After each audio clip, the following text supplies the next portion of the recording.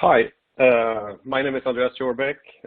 I'm the co-founder and CEO of Subtonomy, and welcome to this session. Subtonomy is a company dedicated in building the next generation technical customer support and increase general customer experience at telecom operators. So let's take a look at what we will cover today. We will discuss the current state of technical customer support. We will look at how 5G will force you to change. We will present some market survey information, what customer wants and what they expect. We will look at how a future could look like where you cater to your subscribers' wants and needs. And we will also discuss how a solution could look like technically for the next generation customer support and customer experience. But let's start with some major trends in the industry. Like Wei said, we've seen mobile data growth in the industry a lot, but the change now is that we will see subscriber growth skyrocket. This will be thanks to IoT that will really start happening this decade. And this growth, of course, will lead to significantly lower ARPU. And this will, of course, force you to increase efficiency through automation and digitization. We as an industry is not on par in this area compared to the internet companies. And it will also lead to general operational cost cuts that has been sort of the wet blanket over the industry for long. Another trend is continued personalization, something that the internet companies have also beat the telecom industry. And if you look at Europe, GDPR has really put us back a few years. We've started to be afraid of using our own data to serve our customer. And that this was really not the intention of the legislation. So security departments and lawyers need to be enablers and not just naysayers if we want to sort of break this negative trend. And of course, 5G is coming. 5G will increase complexity. This is yet another network technology to handle besides the already existing technologies. It also introduces a new concept with network slicing. Your network is now a resource that can be configured to cater for a specific customer group or even a specific customer. But this will be a new beast in provisioning that will increase the complexity in IT systems. In the OSS domain, it means that your service assurance needs to be dynamic in a way it isn't today. And this need for dynamic systems will need to be propagated all the way to the business side. Another addition with 5G is that more households with 5G will replace their broadband connection with a mobile. Thus, mobile will become an even more integral part of everyday communication. When TV and broadband to the home goes over mobile, this will put much more pressure on technical customer support. Which brings us to one of the most underdeveloped areas in the mobile industry, namely technical customer support. We've seen digitization and general customer enablement in the activation process, upsell process, and to some extent in billing. But in technical customer support, not much has happened. It is still mainly manual interaction over the phone or possibly chat. There's little or no digitization. There is little or no personalization. CS agents are generally quite blind when it comes to personal service assurance data. If there's some service assurance info, it comes from engineering tools that only a handful of back office experts can handle. And we see some super users in customer service that might sometimes see patterns in reported issues and by their gut feeling inform the network operations center that something is wrong with the service, but still it's a manual correlation. And in the worst case, the only option for a subscriber with a service issue is a 30-minute phone queue during office hour, and this is not a good customer experience. The cost savings in technical customer support has led to severely underserved subscribers. When polling subscribers, only 10% say that they will report a service issue within the first 24 hours.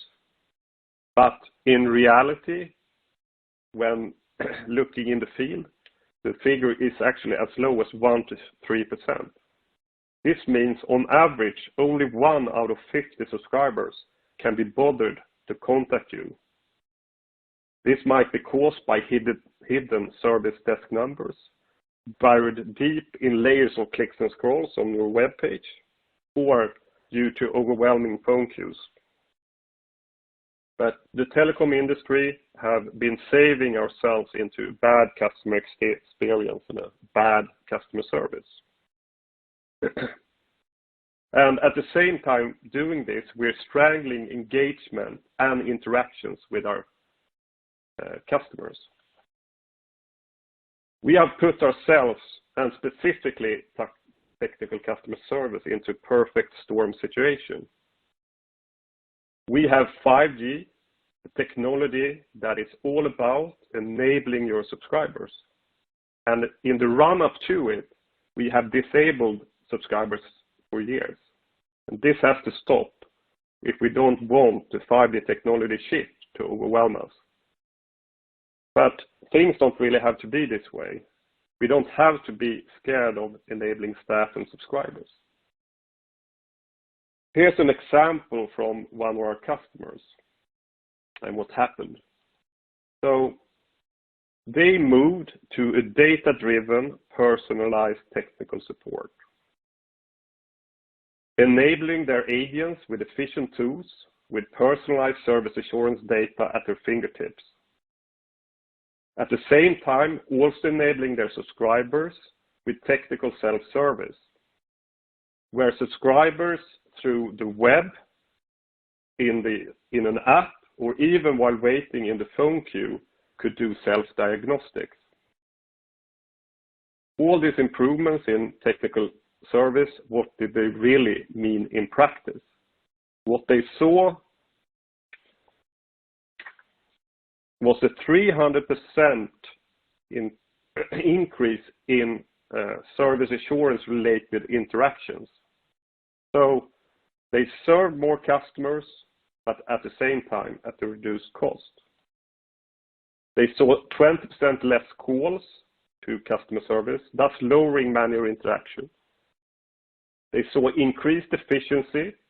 Using data-driven tools have led to 47% less time spent on trouble tickets. They've seen a higher first call resolution and fewer escalation, offloading the technical staff. So great figures. But let's look at the first one. If we dissect this 300% increase in engagement, what does it really mean? Enabling subscribers drives more interactions. More interactions give you more data points. More data points feed your knowledge. And more knowledge lead to more precise automation. Machine learning and AI algorithms requires and feeds on data. All this becomes a positive circle. More training data leads to better accuracy, and better accuracy drives up your digital interactions. So, a positive circle. Another area that also benefits is loyalty and churn. Besides the fact that serving your customers increase loyalty, more data points is an integral part of understanding your customers better. Today, This operator can quite accurately predict detractors based on data points and service assurance data. This only gets better day by day with more data and more interactions. And for the first time, this gives us the chance to be proactive in an area where the whole industry has been reactive. But what can we do in the future? Let's start with looking at what subscribers really want. So this next session is based on answers from a market survey performed last month. To start with, 65% of subscribers say that customer service is the most important or a very important factor when selecting a service provider. Tech support over the phone only, it's not enough. What do customers say? Only 30% use the phone when contacting customer service the last time. 60% say they want to contact you during weekends, and a quarter of your subscribers want 24/7 support. When polling, as many as 43% when listing top 3 ways of contacting you doesn't mention the phone. That's a big number. Thus, it's really high time to enable technical support through other means. Omnichannel digitization increase availability to 24/7 while offering customers their choice of contact. Subscribers want to be informed. As many as 90% want personal notification if there's a service issue affecting them. 91% would like to get automatic continuous updates regarding service disturbances. And a whopping 99% would like to get automatic continuous update regarding any open errands they have. So close to all customers want information pushed to them, but only if it's personalized. But that makes sense. Subscribers want to be enabled. 87% of subscribers would like to be able to file a service complaint online. And 44% actually say that they would like to do this without any feedback. They would like to do this just to help you see where people have trouble. While in queue for technical support, 84% would like to be able to automatically do a self-test to see if they are affected by a known disturbance. 88% think it's important that all touch points are synced. So if you enable your customers, make sure that they don't do things in vain. So help your customers help themselves. That's really what they want.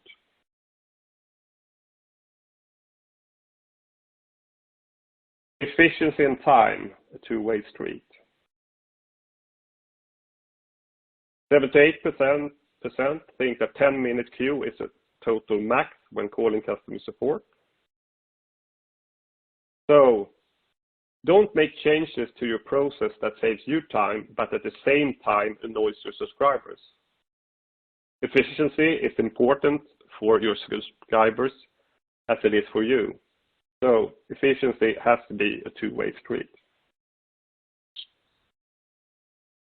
So if we take what these subscribers say and take a step and look into the customer service of the future, how should that be? Well, it needs to be data-driven, which means that both customer support and your customers should get facts derived from real data. This data needs to be personalized, which means it's relevant for that subscriber. It needs to be digitized, Everything that you can do in an internal system, the customer could potentially do themselves in a digital channel. Open up choices. Not all customers are the same. And if you're digital, 24/7 happens automatically. Self-help at the customer's terms always work. Transparency and information builds long-term relations. Save everyone's time. That's a win-win situation. And it needs to be smart. Sounds logical, but contacting a carrier service provider today isn't always hassle-free. So, building on this, how could the future of a customer service look like? So let's take a look at the corporate account. Say that you have a customer that have 100,000 IoT devices continuously reporting weather stats once an hour. What could you do to make their life easier? Here's just a few examples. Movement alarms. Send an automatic trigger to their IT system if any device is moved. These are supposed to be stationary. Let them know if something changed in that area. Fault flagging. Say that 5 devices does not report as they should. This could of course be seen in your customer's IT system, but only you know if this is due to a network issue, if it's your fault. So, if you offer a function sending 5 alarms, where you flag that these 4 alarms are due to us, but this 5th alarm, we don't know what the problem is. Then that could kick off a process where your customer does something. But being open here saves both you and your customer time. Have open APIs where they can provision their own devices. Set up to 100 new devices could be a no-touch operation for them as much as you. So all about enabling and saving time. So for corporate customer, what should you have? Expose all your service performance data you have internally could be available also for your customer. Transparency leads to trust and lesser need to contact you. Let them subscribe to triggers and alarms. Make them available in standard formats used in the IT industry.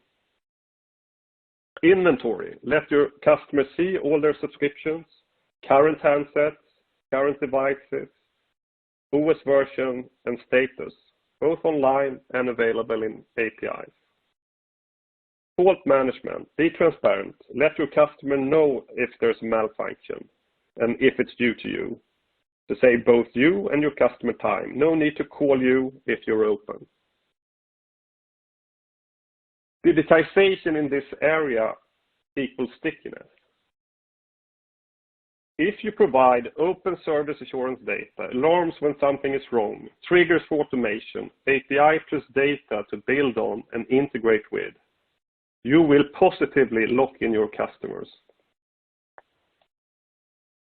If they invest and build themselves and their processes into your smartly exposed services, the next time it's time to renegotiate a contract, price will not be the only deciding factor. And taking the step into the residential market or the one subscriber case, you can make smart solution here as well. Say that you have a subscriber that tries to call the US 3 times, but it doesn't work. You let them report this issue easily in an app that when you start reporting an issue straight away asks you if the missed calls to the US is what's bothering you. The app informs the subscriber that there's a known issue and asks the subscriber if they want to be informed when it's solved. And 15 minutes later, when the issue is solved, the subscriber gets a notification to say that they can call the US with no problems now. So for residential and private customers, you can do similar things as you do for corporates. You can make sure that it's personalized and data-driven. You can let your customers report issues in any channel. You can expose information, let your subscribers know if there's a service issue affecting them. Make it possible to troubleshoot in any channel. Enable your subscribers. Continuously inform your subscribers during their trouble ticket journeys. And why not let your residential subscribers also play with triggers? You can build stickiness even here. Everything covered in this presentation can be implemented already today. And instead of being forced to take these steps when 5G Core goes live and your cost in technical customer support explodes, my suggestion is that you start taking steps in this direction sooner rather than later. Thank you for listening. Thank you, Andreas, and thank you for sharing all this latest information. I understand it's from your survey, just freshly done. So thank you for that. And this group of audience is the first one to hear it, I believe. So as I said at the beginning, we'll have a poll question, and here we are. So let's take a look at the question. So how far have you come with an automated technical customer service? So please, the audience, you can choose one that fits best with your current situation. So you are live with some use cases, or you have started but haven't launched yet, and you have identified the need but haven't really started working on it, or you don't really have any idea where to start. So I'll give the audience a few seconds to make your choice, and then please press the submit button.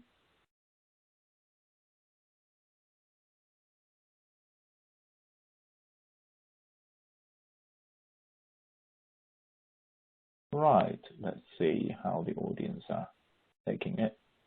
Right, so the biggest group, over 40% of you are saying that you have identified the need but haven't really started working on it. But probably encouragingly, nearly 1/3 each are either live with some use cases or have already started working on it. I believe this would be helpful for Ola, who's going to take over to do the second part of the presentation. Ola, please. Yes, thank you, Wei. I will try to look a bit further into how would a solution of the next generation CS and CX look like. I am, by the way, Ola Bellinger. I'm VP of Products and Solutions at Subtonomy. And I will share some examples of this, but first let's start off by looking at how the network service delivery architecture looks like. After that, I will talk a bit in this context about the house and the device, and get into the examples. The 5G network delivery is supposed to be very automated based on network exposure APIs in the network towards all customer segments, that is B2C, B2B, and B2B2X, where, for instance, the CSP can offer like an IoT platform or something like that. This can be deployed via network slices fit for purpose for each segment, that is from autonomous cars to more traditional service and IoT services and stuff like that. It can be deployed cloud-based or on-prem, of course, and it can, one thing that is maybe a bit new is that it can be distributed more towards the edge and the access for services that needs proximity to the service platforms. So, and at the same time, the service enablement, delivery, and orchestration will be automated. And at the same time, we have a zero-touch kind of operation. That is at least the aim. So everything will work like a clockwork, right? why would anybody need a customer engagement in this scenario? Well, first of all, there is no such thing as flawless network deployment. The more complex the deployment, the more complex the issues. The feedback from customers are essential, and that will provide intelligence on the pain points in your network, with the customer terminals, with the service platforms, and so on. You need to be cost efficient. That is, move from manual customer service and customer engagement towards a more automated ones, but still deliver a better, more personalized and available and reliable customer service. This, if you can do that, leads to a better loyalty, because if the customer support journey is perceived smooth, fair, and efficient, that will increase the threshold for the customer to switch. It will also provide you with a better intelligence of customers that are not so happy, and that can also lead to actions that can maintain loyalty to the network, of course. And not least, the customer expectations when the network and the service delivery are digitized and automated and quick. Also, the service fulfillment and customer service needs to be on par. So how should we do that? Well, I will get into the examples, but first let me give you some context. For this scenario, when we have network slices with different quality of service aspects for each slice, the service assurance and the reporting of that will become more important, so that you can offer that to your customers on demand or continuously. Also, automated service level agreement report and alerts when breached, or when there are, for instance, planned maintenance jobs, is really valuable for the customers. For the customer service part, Andreas has mentioned this a lot already, but what we need is to be available and to be able to report relevant feedback with fast response times, and when there are issues, provide automated recommendations with estimated mitigation times and recommendations about workarounds. Also notifications, as Andreas also mentioned, with when the problem is resolved, maybe be able to subscribe to issues and incidents that is close by to the customer, and thereby have proactive alerts. Let's get into examples, and I will first show you an example about the corporation, and I will tie back to Andreas' example with the weather stations. Let's say you have a corporation with 100,000 weather stations. The normal operation is that the weather station will report values. In this scenario, we are thinking about that CSP offers an IT platform towards some type of corporation. It will report values regularly to the corporation, and at some time, maybe there are missing like 10% of the values. The IoT platform can see that, the corporation can see that. CSP might want to be able to report something more than just saying that they are missing. So what we see here is that we have put next to the network and service exposure APIs, technical self-service API, as we call them. You can call them customer engagement APIs if you want to. But if this IoT platform can automatically request reports about why are these values missing, and request reports for these specific IMSIs, for instance, what might happen then is that this technical service API, if rightly deployed, can report that what errors has been occurring for each IMSI. Do we have any known network disturbances? Do we have any known issues with this type of equipment, this customer equipment? If there are issues in the network, do we have an expected mitigation time, any recommended resolution or workaround? And tying back to the other example that I just mentioned with the last known location, we can also indicate if a sensor has been moved from the previous location. And also notifications when issues might be resolved or are resolved.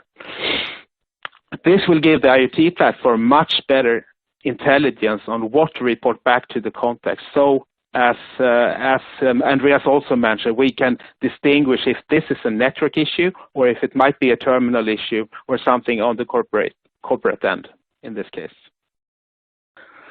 So this fully automated process that I showed here does not only provide the customers with a better service, it will provide you as a CSP also with a much better intelligence of where you might have problems, what kind of problems the customer experience in your network, and why. The customer feedback is a real asset.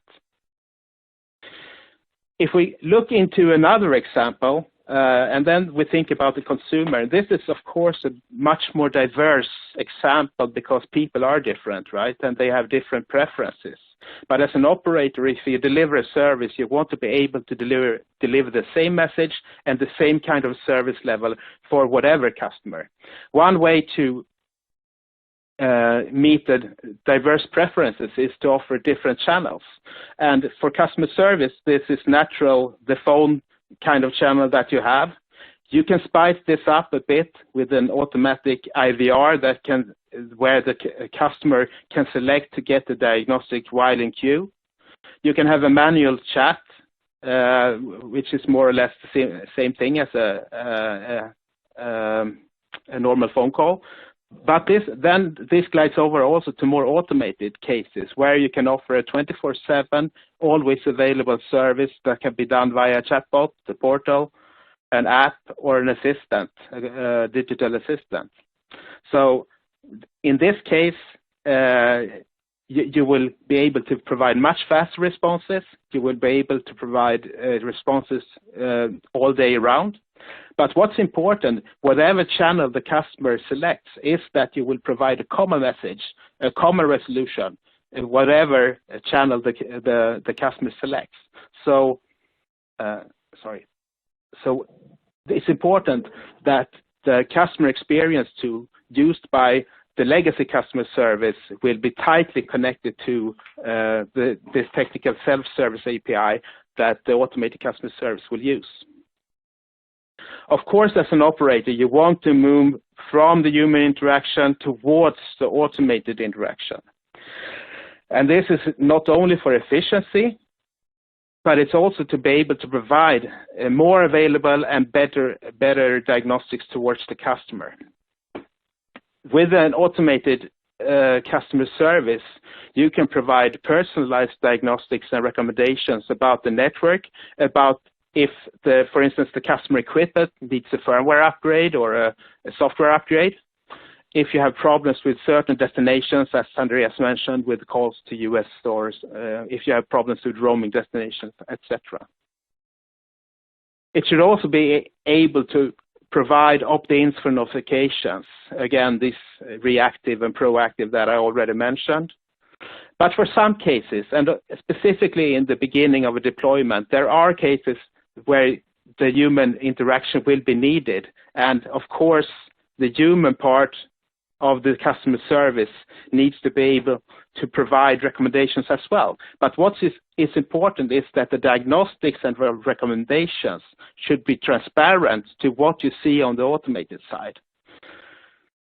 The legacy customer service will also be able to see the digital interactions that have been made on the automated side, and we believe that it should encourage the notification opt-ins, because that way you can also push customers over to the more automated customer service.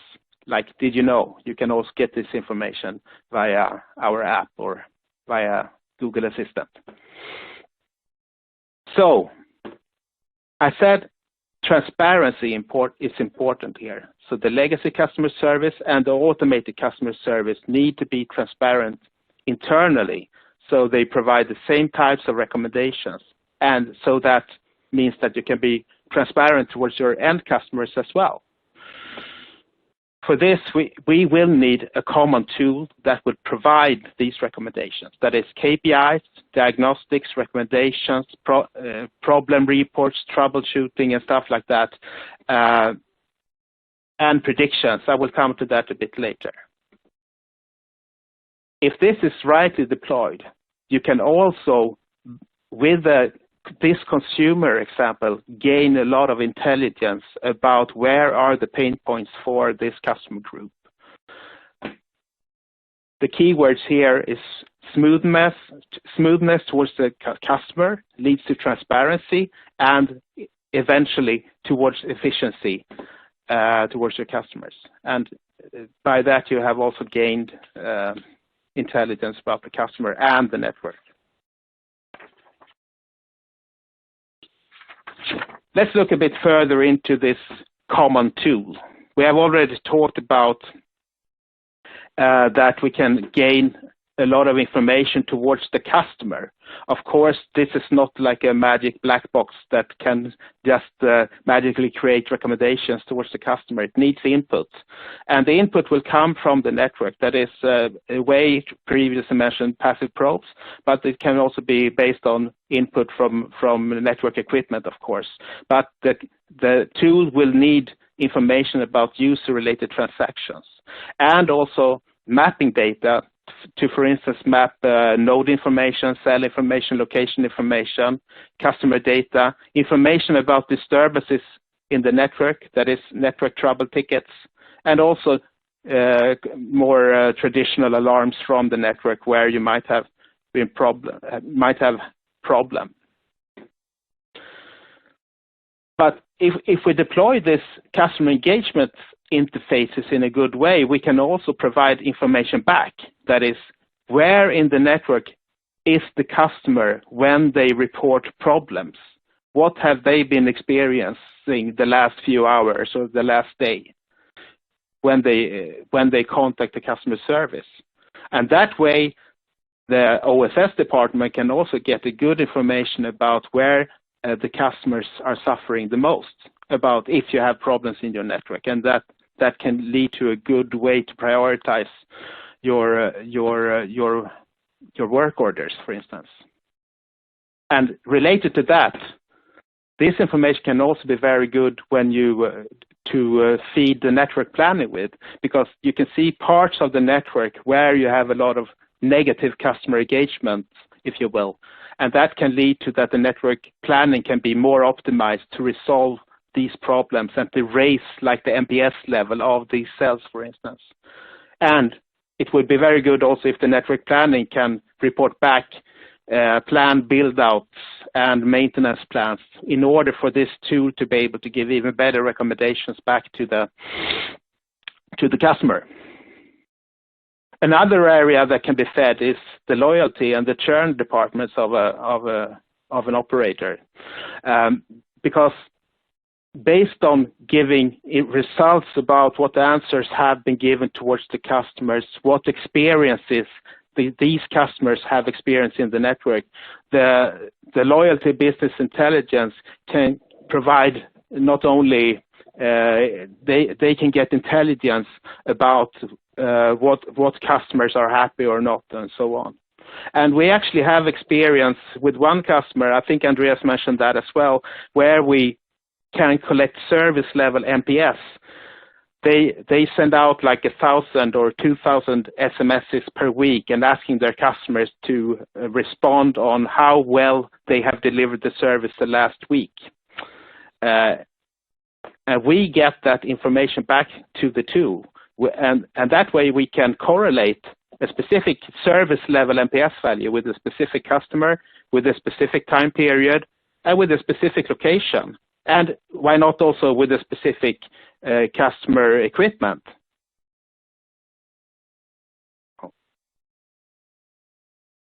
So with all this information, we have a lot of information, not only with the customer engagements, but we can also gain more information from different parts of the network. And why not use this information to learn more about different aspects of customer engagements? Let's take a look first into the customer engagements, towards the loyalty business intelligence. Because if we can get these service level NPS values, we can correlate with different customers, what kind of problems they have had, where they have been in the network, what kind of terminal they have, and so on. we are actually currently working to predict also like a virtual NPS value or a loyalty indicator to be able to tell back what customers in the network are possible detractors or promoters, which can be a very good information for the churn departments.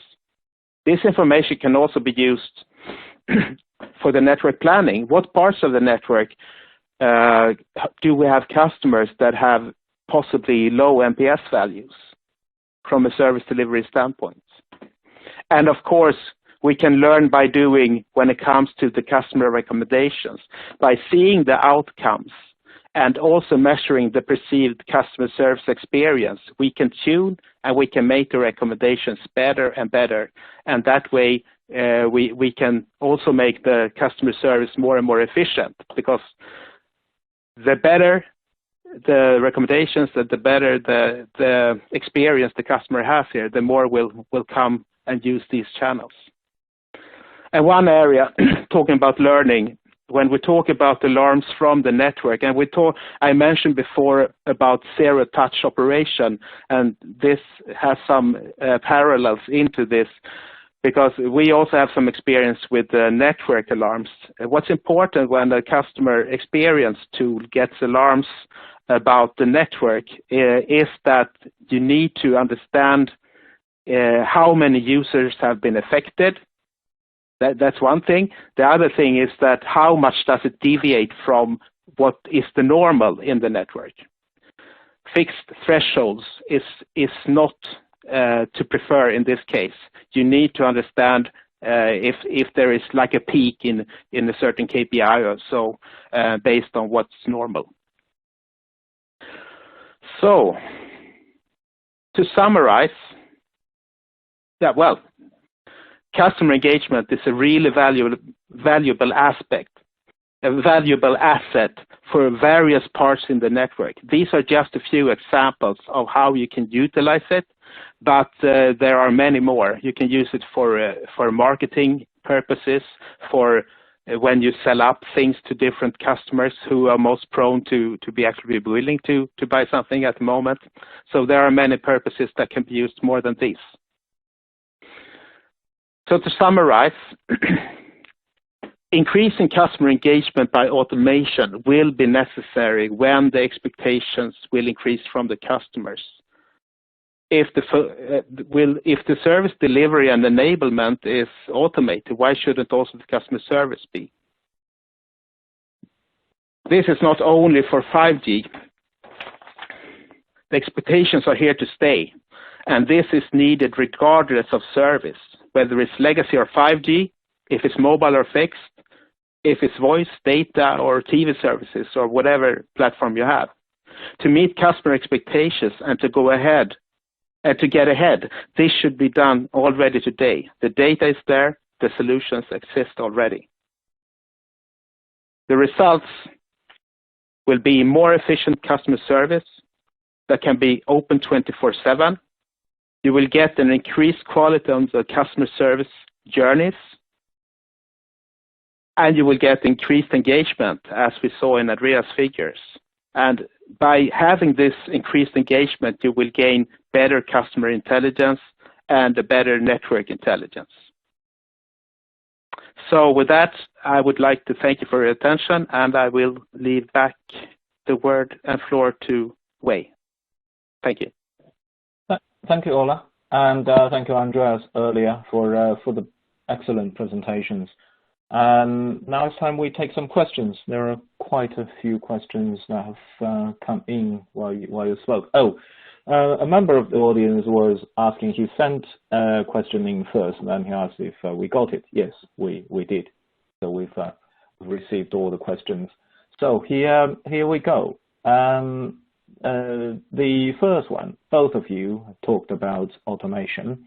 So the first question, I think, is a very good one. So it's asked if you believe that technical customer service will be, can be 100% automated.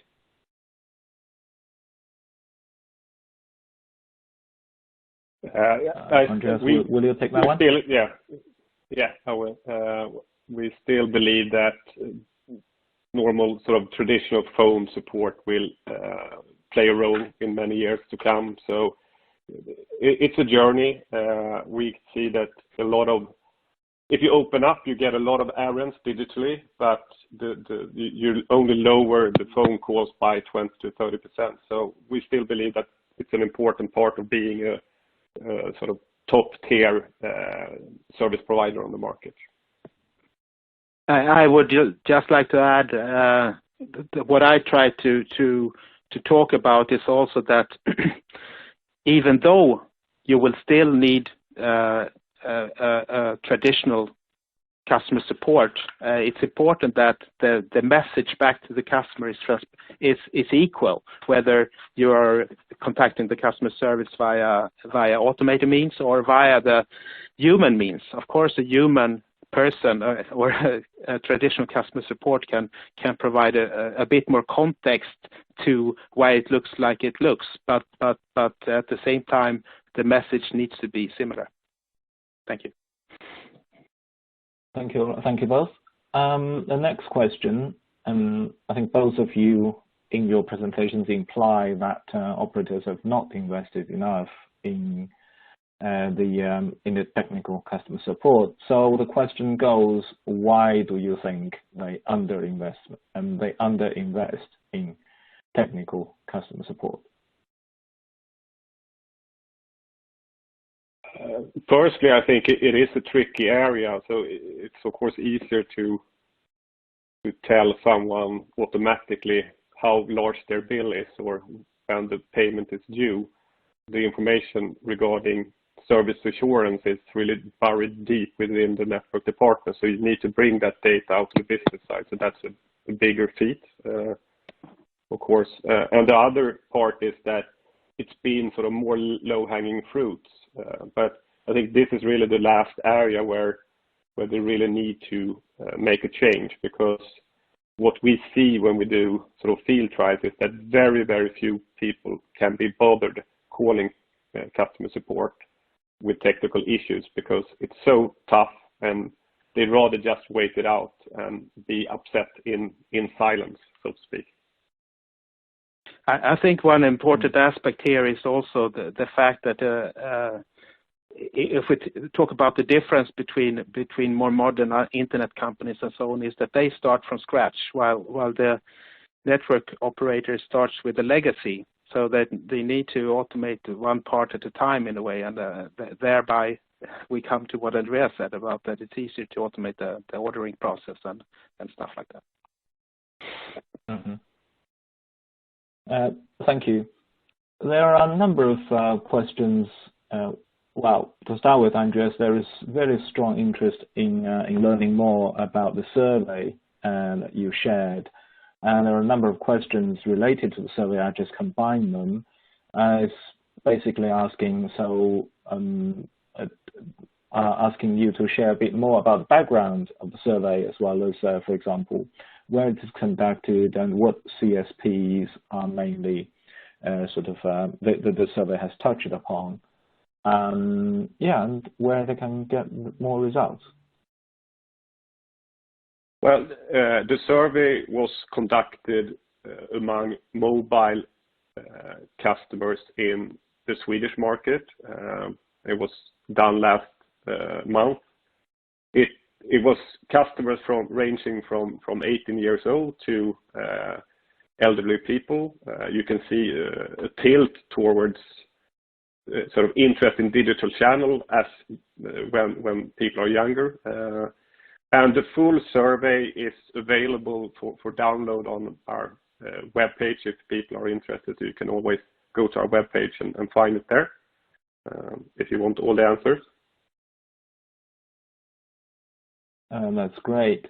Thank you, Andreas. And another question related to one of the findings that you shared is the low rate of preference for phone being the channel of communication.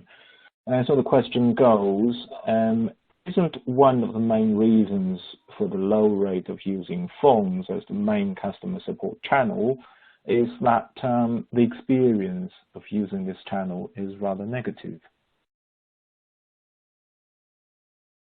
No, I totally agree with that. I think firstly, just waiting in queue with something that people aren't too happy with, and especially when it comes to technical issues, the tools that are available for the customer service representatives are usually quite bad. So they don't really have any answers. What they usually do is they basically listen to the customer, write down their complaint, and say,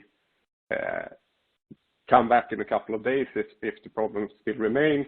They don't really have any answers. So I think there's two ways. It's one way to contact, and the experience when you contact is low. So I agree with that sort of perception. Mm-hmm.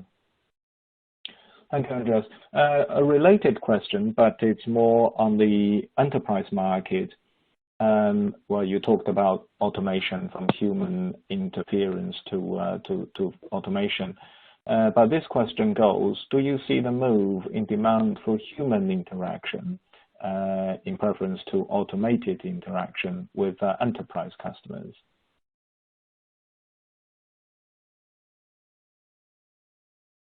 I generally think that sort of automated interactions are always preferable when you can use them.